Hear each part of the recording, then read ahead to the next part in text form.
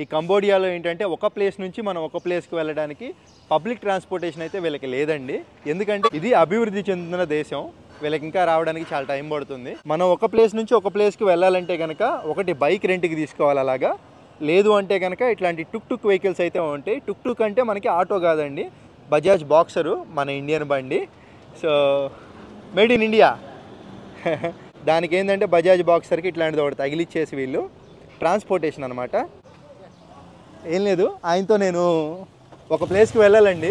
Just అతనికి ఆ Google map open చేసి డైరెక్షన్స్ చూపించాను. వాళ్ళు ఇంగ్లీష్ చాలా చక్కగా మాట్లాడతారు, అర్థమైపోయింది. అతనికి తీసుకెళ్ళిపోతున్నాడు. 2.5 కిలోమీటర్లు ఉంది. 2.5 కిలోమీటర్లకు గాను $1.5 అయితే ఛార్జ్ చేశారు వీళ్ళు. స్క్రీన్ పైన ఇచ్చా చూసుకోండి అమౌంట్. కంబోడియాలో ఈ విధంగా ఉంటుంది అన్నమాట మొత్తం.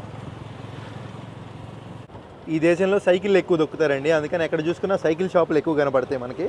ట్రాఫిక్ రూల్స్ కూడా సరిగ్గా ఫాలో అవ్వరు, ఎందుకంటే సిగ్నల్ లైట్స్ ఎక్కడ పడితే అక్కడ లేవు. మనోడి గూగుల్ మ్యాప్ పెట్టుకొని తీసుకొచ్చేస్తున్నా, గొంతుల్లో ఎటు వస్తున్నావో తెలియట్లా. ఫైనల్గా నేనుండే నా హాస్టల్కి అయితే తీసుకొచ్చేసారు సేఫ్గా. ఫారినర్స్ అంతా సైకిల్స్ యూజ్ చేస్తున్నారు. గుర్తుపెట్టుకోండి, ఈ విధంగా మన ట్రాన్స్పోర్టేషన్ అయితే యూజ్ చేసుకుని వాడుకోవచ్చు. నా లొకేషన్కి వచ్చేసాను. వీడియో నచ్చితే కనుక జై టుక్ అని కామెంట్ చేయండి. ఉంటాను, బాయ్ బాయ్.